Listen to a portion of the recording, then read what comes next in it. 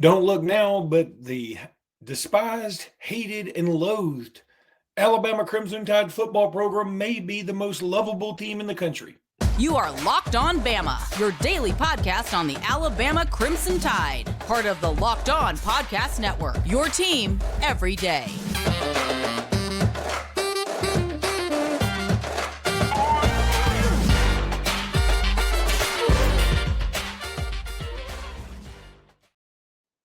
Hey, everybody, and welcome back into Locked On Bama. Luke Robinson, that's me. Jimmy Stein, that's him. Thanks for making us your first listen. We appreciate you guys so much. Thanks for everybody who tuned in to the live show last night. You guys are the best. We do appreciate you so very much. Jimmy, this episode is brought to you by PrizePicks, and I'll talk about PrizePicks in just a little bit. But, man, what a great game that was yesterday. I can't get over it. And I know the Tennessee fans are trying so hard to put a damper on it by saying, the refs. All I can say is, like what I said last year, Josh Heupel, who was throwing a little pity party in silence, in his cone of silence at the press conference. Where were you last year, bro? And as I tweeted out, I hadn't seen Josh Heupel this disappointed since his cardiologist told him Count Chocula didn't count as a vegetable. So, you know what? Just take your lumps and deal with it. In fact, the refs didn't cause you to lose a 13-point lead, get 0 points in the second half. I mean, what happened to cause you to go for it several times in stupid areas? Hey, you screwed up. Own it. And you know what? I hope there are kids out there taking note of this and going, coaches always love to talk about taking ownership. You take ownership. Those were stupid calls. But all that being said, I'm going to say this, that Jordan Rodgers from the SEC Network, I believe it was Jordan Rodgers. Now, it may have been the other one, that Chris Doering. It may have been. Have we ever seen them in the room at the same time? Same room? Anyway. I saw Jordan Rodgers in person Friday afternoon. Well, to your point, I didn't see Chris Doering. One of them said, how do you not love this Alabama team? And look, I can tell you from a guy who loves Alabama full-time all the time, I didn't love him in the first half.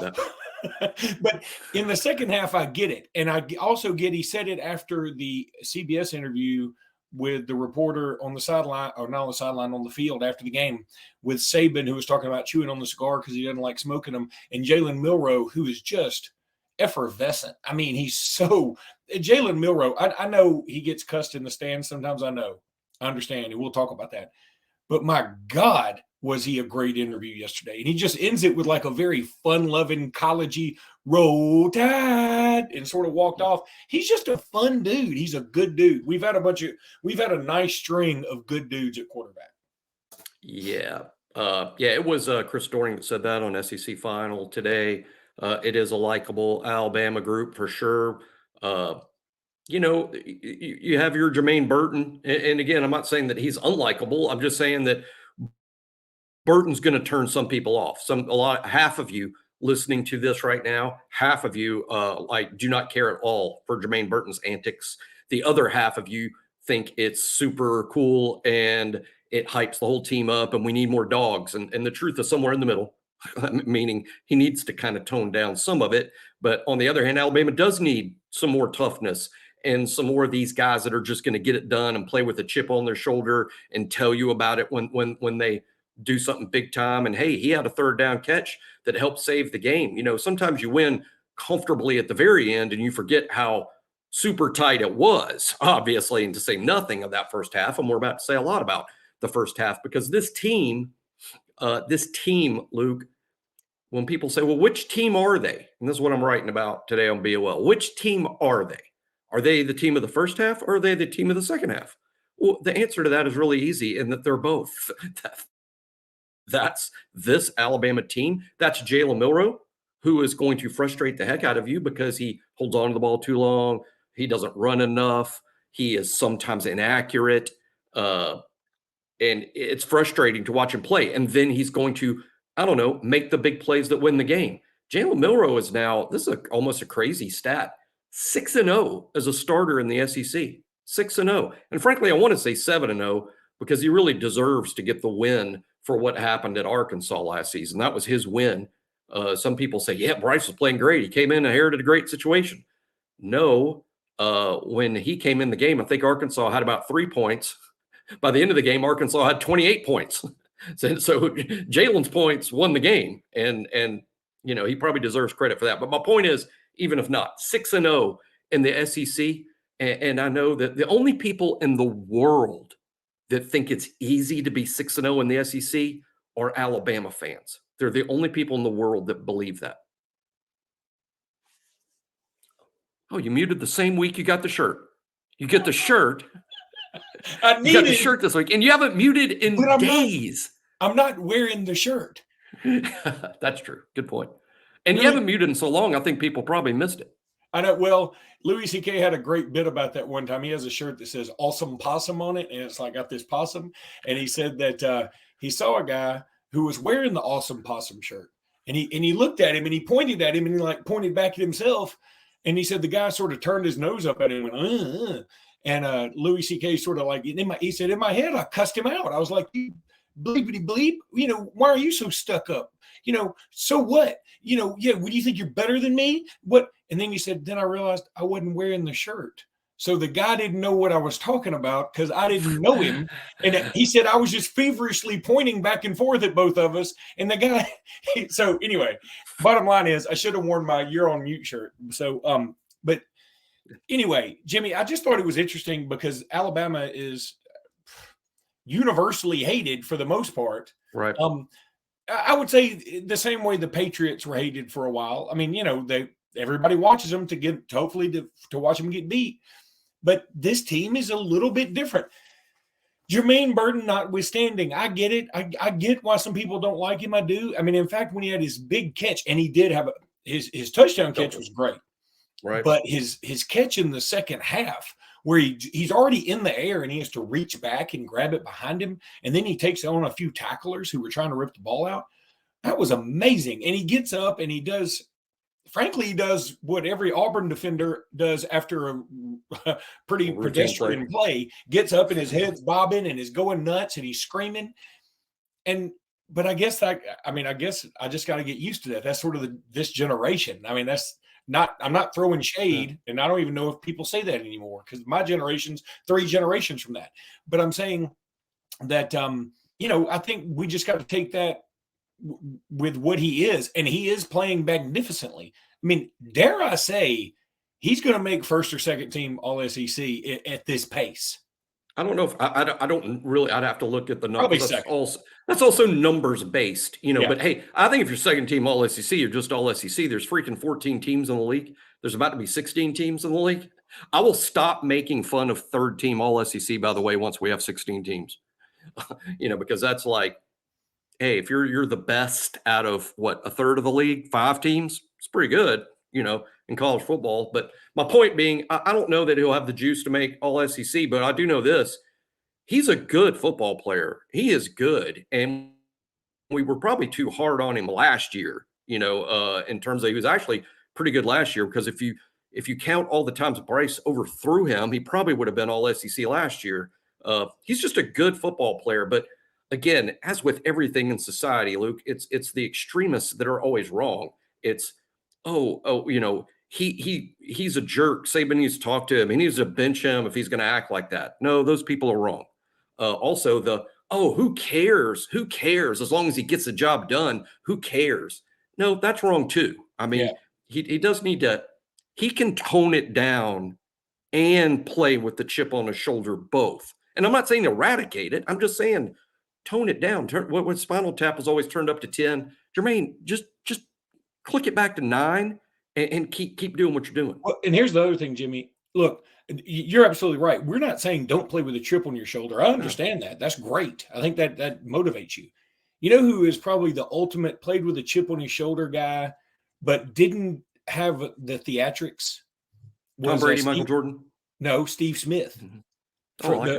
The Carolina receiver, and then, of course, he played for the Ravens. He may have played for some other teams. Jerry Judy hater, Steve Smith. Noted Jerry Judy hater, Steve Smith. But he was like, Yeah, I'm the best there is. And I'll tell you something else. Another guy, and speaking of Auburn, El Toro Freeman is from Alexander City, Yeah. Alabama, where I'm from, and I did a show with him one time, and he was talking about, I was talking about like how it was in the locker room with Cam Newton and stuff with him, and he said, yeah, one time, Cam and I sort of got in each other's face or something. And I said, okay. I said, well, who would have won that fight? He said, I would have won that fight. Why are you asking me this? I mean, because, and El Toro is sort of an undersized linebacker. I mean, undersized in terms of height, but I mean, like in strength, he's a superstar. But he was like, yeah. I mean, that was sort of, because everybody would probably say Cam Newton because he's big, he's strong, he's fast, he's whatever. But El Toro was like, yeah, he's all those things. I'm still going to kick his butt. But anyway. Let me go ahead and take a break here, Jim. When we come back, I want to talk about specifically some guys I got on this list here: Milroe, Kool-Aid, McClellan, and Campbell, because those are 4 names that really pop off when I think about this game. I mean, we could throw Reichert in there. We've already said Reichert's the team MVP, so let's move on from that. When we come back, we're going to talk about those 4 names. And we're back. Jimmy, Jalen Milroe, the comeback kid. I'm telling you, this guy is it really is. He is very likable because 1 minute he's even in the second. I mean, when he was doing so well in the second half, he had some plays that were just baffling. There was one play where he rolls out and we needed, I think it must have been like 2nd and 4, 2nd and 5. I can't remember exactly. And he was looking to pass it, but he couldn't find anybody open. Then I thought for a split second, he's going to take off. But you know what? He did take off, but he kept going sort of laterally and threw it away. And then he threw it away in the most awkward of like pushing it forward, not a throw. And I was like, I almost want to call intentional grounding and let him review it just because I don't understand that play at all, what you just did. That didn't make any sense. But then meanwhile, his pass to Isaiah Bond. Now, Isaiah Bond was wide open. I know some people will say that. But if you've been shell-shocked all game and you had been facing as much pressure as Milroe had been all game, it's tough to make that throw, even if he's wide open. And he hit him in perfect stride. He had Plus, you hear all the time he doesn't see the field. You hear that all the time. He doesn't see the field. He doesn't see the field. Well, and Jimmy, he saw it that time. He did see it that time. But now I'm glad you said that because this was the advantage of being in SS11 way up there. I mean, there was like 3 eagles' nest below me. I mean, I was up there high.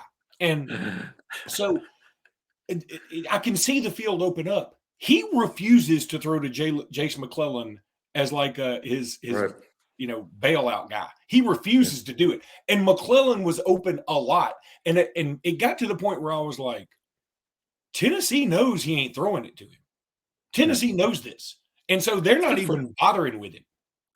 McElroy is like McElroy. I'm about to talk about McElroy. Milroe is like the bizarro world Greg McElroy. and by that, I mean, I don't know if people remember, it was so long. It was really back to 2009 and Greg's first year. The main complaint, there were a lot of complaints. People don't think that during the championship years there were complaints. Of course there were. There are complaints all season long. And then you win the championship and then you're like, I was right. We were awesome. But Greg McElroy was criticized constantly for going to his check down all the time, that he would take the snap and then he would immediately go to his check down as his option number 1, even though as we know, it's a safety valve in the last option. And he even picked up a nickname that kind of actually, to believe it or not, started on the practice field, but then got out into the fans and they were calling him check down Charlie, and now Milroe does the whole complete opposite. He never throws to his check down. In fact, he takes sacks before he'll throw to his check down. It's just sort of funny. And then when you throw in that McElroy never really took any risks, and Milroe takes quite a few, frankly. That's why he gets sacked so many times. Anyway, he's just very, very different than Greg. But it's not about, is he better than Greg? I got one question for how good is Jalen Milroe. Is he good enough to beat LSU? And then when that's over, I'm going to ask if he's good enough to beat Kentucky on the road. I mean, that's the only thing that needs to be asked of him. We'll sum up Milroe's career when it's over. the other thing about Milroe and he did, it felt like we had some design runs for him in the second half, and much to his chagrin. But I wish somebody would tell Milroe, hey, are you watching the NFL? Because, like Hurts and Lamar Jackson, who's just killing the Detroit Lions today, guys like that.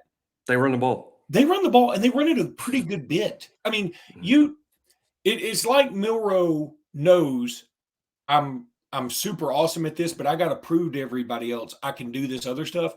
And it would be even better. But I mean, I just feel like somebody's telling him, you can do both. You can do both. Yeah. It's almost like this. This is the way I kind of pictured a conversation. Wouldn't you love to have the headsets? Nick, by the way, famously, Coach Saban talks a lot. When you watch him on the sidelines, he talks a lot when they're on defense. And then when Alabama's on offense, he rarely even moves his lips, to be honest. But anyway, the point is, I could still imagine this conversation, Luke, when Nick talking to Tommy Reese up in the thing, and Nick tells Tommy, he's like, when he's in the pocket, why doesn't he scramble? Why doesn't he run?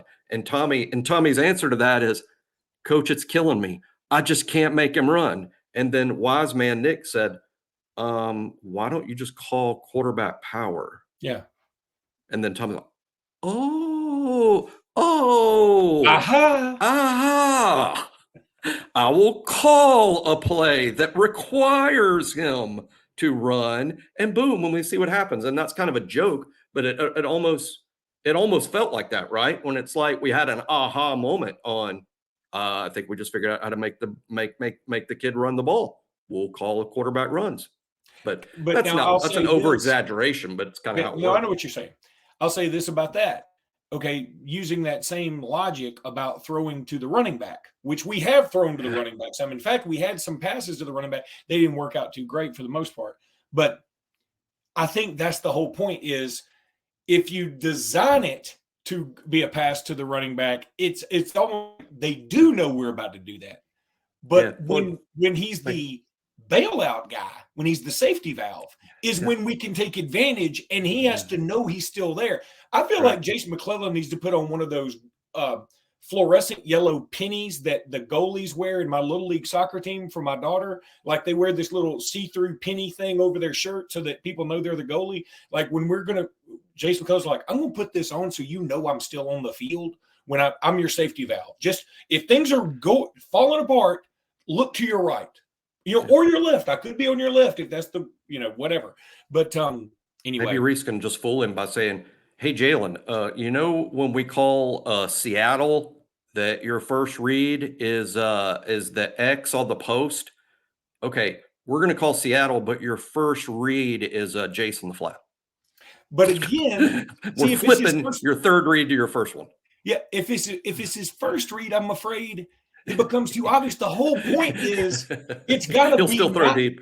It's got to not be there. The threat has to be there, but not be there. I mean, it's anyway.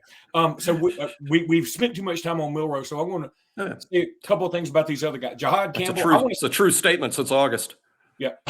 We're going to spend. I got Campbell on my list. We're going to talk about him on the next podcast. We need a whole segment about how well Jihaad Campbell is playing. He's awesome. He's such a good player. I mean, to me, he's just. I see him, and I know he's just playing, and he's sort of new because he hardly played at all as a freshman, and now he's a sophomore, and he's not even a full-time starter. I think he's one of the best players on the team. He's good. Which is a nutty thing to say, but I think he's one of the best players on the team. And inside linebackers don't generally go in the first round. He will.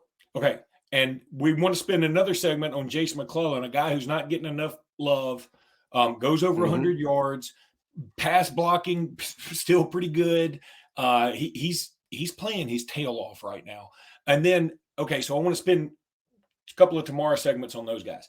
So all that leaves me left was Kool-Aid. And I don't even want to bring up his cornerbacking because that was really good yesterday. And some people could say, well, he had his hands on the guy, blah, blah, blah. Look, that's just tough defensive back play. That's fine. But his punt returning, it's time to move on. It's time to move on. I loved how electric he was last year, even though he never returned one for a touchdown. It's time to move on. He is costing too many yards. For whatever reason, he's not wanting to catch punts when he wants to fair catch it. Well, I'm sure that he's coached to you never want to catch the ball when you're worried about catching the ball. I mean, don't catch the ball if you're worried about catching the ball, right? Because that's a bad, and not only is that a turnover, it's a terrible turnover because it's a turnover when you're losing over 40 or 50 yards of ground, when you give them the ball where you're supposed to be catching the punt.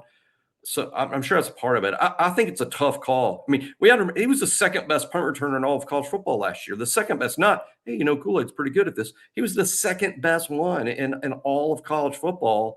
It's tough to just bench that guy because you know what he's capable of. But you're 100% right, Luke. It's hurting us. It's hurting us. We're giving up too much ground, and that puts too much on Milroe and McClellan and them because they got to make up. Hey, when he lets the ball bounce for 20 yards, that's 20 yards of offense we have to gain just to get us back to ground zero. You know what I'm saying? I mean, so it's a big deal.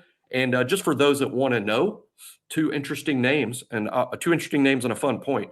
Two interesting names here. Isaiah Bond is the backup punt returner. I've heard people say, oh, let's look at Kendrick Law. Let's look at Terrion. Let's look at Emmanuel Henderson. Isaiah Bond is the number 2 punt returner. And here's the fun part. The number 3 punt returner, and I don't know why we would go from 1 to 3, but the number 3 punt returner would surprise people. It's Cole Adams. He's actually the number 3 punt returner. But now that today's fun fact, we're now past 8 games. Cole hasn't played. Cole could be the punt returner the rest of the season in redshirt. Because he would play no more than 4 games, not counting Atlanta. So anyway, that's just sort of interesting. I mean, do you go with Isaiah Bond or maybe Cole? At least, but hey, Bond's an explosive athlete, no question. Okay, Jim, when we come back, we want to take a quick look around the rest of the SEC because things got a little nutty yesterday, it seemed like, around the country too, but we're going to try and keep it contained within the SEC. Right now, I want to tell you about PrizePicks. PrizePicks is the largest independently owned daily fantasy sports platform in North America.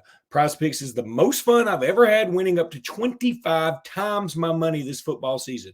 You just select 2 or more players, pick more or less on their projected stats, and place your entry. All you got to do, you can test your skills on PrizePicks this football season, and it's just awesome. All you got to do is go to PrizePicks.com. You can download their app. Super, super easy. PrizePicks offers weekly promotions that can lead to big payouts like Taco Tuesday. Each Tuesday, PrizePicks discounts select player projections up to 25% to provide even more value. So let's say they said, okay, Derrick Henry is projected to get 80 yards. You're supposed to go over under. On Taco Tuesday, it's going to be a 25% discount, or at least up to that. And so they may knock off 20 yards on that. And then, or you could go the other way if you want to even say, all right, I want to make it where it's, he goes under 100 or over 60. I mean, shoot, that's pretty awesome. A lot of fun with PrizePicks. Reboot your policy. Your entries stay in play even if one of your players gets injured for NFL games and college football top 25 matchups. That's awesome. So if somebody gets hurt, then you're not automatically going to lose. I mean, that's fantastic. It's just so much fun. Go to prizepicks.com/LockedOnCollege. Use code LockedOnCollege for a first deposit match up to $100. Go to prizepicks.com/LockedOnCollege and use code LockedOnCollege for a first deposit match up to 100 smacks. It's telling you, it's so much fun. You're going to absolutely love it. And all the NFL, all the college football stuff keeps you engaged. That's what it's all about. Go to prizepicks.com/LockedOnCollege. You'll see exactly what I'm talking about. Jimmy, we want to remind people to join our subtext group. Join subtext.com/LockedOnBama. It's like $5 a month. You will love it. Go check it out when you can. Would appreciate that. Oh, I lost one of my lights. There we go. I lost it again. It doesn't matter. I mean, geez, this equipment I got. So looking around the SEC, Georgia and Florida were both off. Obviously, Missouri still moving along. I'm going to tell you, I'm not ready to say Georgia's got a gauntlet towards the back end of the schedule. It's tougher than I thought it was going to be. I mean, they have to play Florida, who has only got 1 loss in conference. I mean, it wasn't a good loss. I mean, they got. It's not a gimme. Yeah, it's not a gimme. It's not a gimme. It's not a gimme, especially without Bowers. It's not a gimme. Yeah. So that's going to be a fun game next weekend as Alabama rolls into the the off week. LSU had no problem at all with Army, of course. Kudos to them doing the camouflage in the end zone. I thought that was cool. Arkansas, I mean, my God. I don't hate it for my guy there. I mean, I enjoy Sam Pittman so much. It's going to be a shame, when he's no longer the coach there, because he's such an awesome personality and great guy. He'll be one of them I'm real happy about, though. I mean, I've always said the best job in the world is being a fired SEC football coach. You get your multiple millions in your beach house on 30A, and you get to hang out and drink beer with Ed Orgeron at the Red Door. And right. Boy, who wouldn't pay $100 cover to go into the Red Door and have beers with Sam Pittman and Ed Orgeron? Jeez Louise. I don't know that anybody else could get in the place. Those two behemoths. But yeah, Arkansas loses at home 7-3. Mississippi, I mean, I guess it's a good win for Mississippi State. I mean, it's a win. Who would have thunk they could hold Arkansas to 3 points? I mean, how did they do that? And I'm just surprised they won with Mike Wright at quarterback and not Will Rogers. And I'll say that, and they only scored 7 points against a defense that's not good. That's just not a great football game there, to be honest. I mean, and then next week you got Mississippi State traveling to Auburn. I think Auburn gets them. If Guam I like Auburn and Antarctica got into a war, there'd be a more offensive surge than what we'll see next week out of those two. Didn't Auburn and Mississippi State play a 3-2 game? Yes, they did. This could be the sequel. I was following that game on my phone as I was at the USC Ohio State game Coliseum many moons ago. But anyway, I like Auburn to win that game on a squeeze bunt in the 9th inning. And then Auburn against Ole Miss, and Auburn had a nice recruiting weekend for them. We can talk about recruiting later. But for the most part, though, I mean, this team they just don't have a lot offensively. Yeah, when they play us, I know when they play us, things will be different. They'll play with their hair on fire and all these other things. But in the end, they just aren't. They aren't great. I mean, they don't have dudes. I mean, I will say this: they're playing better on defense than I imagined they would be. And when they make it to a bowl, it will be because their defense, they cobbled together kind of a quality defensive group. But offensively, they're just doing it with smoke and mirrors. And Hugh Freeze being a pretty good offensive mind. They just don't have dudes. Hunter's a good player, I guess, and I guess they found some transfer portal offensive linemen that are somewhat near serviceable, but they're just not real good. But they're tough at home, and any Alabama fan that takes that game lightly is crazy based on two things. Auburn plays great against us. They're very good defensively, and Alabama, as we know, is an interesting football team because they're the second half of the Tennessee game, but they're also the first half of the Tennessee game. The first half of the Tennessee game isn't going to beat Auburn and Jordan-Hare. Not even close. No. So, yeah, you're absolutely right. All right. That's going to do it for today's podcast. We will be back tomorrow. We're going to talk about Jihaad Campbell. We're going to talk about Jase McClellan tomorrow. We'll talk about some recruiting stuff tomorrow. All that will be tomorrow. So come back and join us. Until then, roll tide, everybody. Roll tide.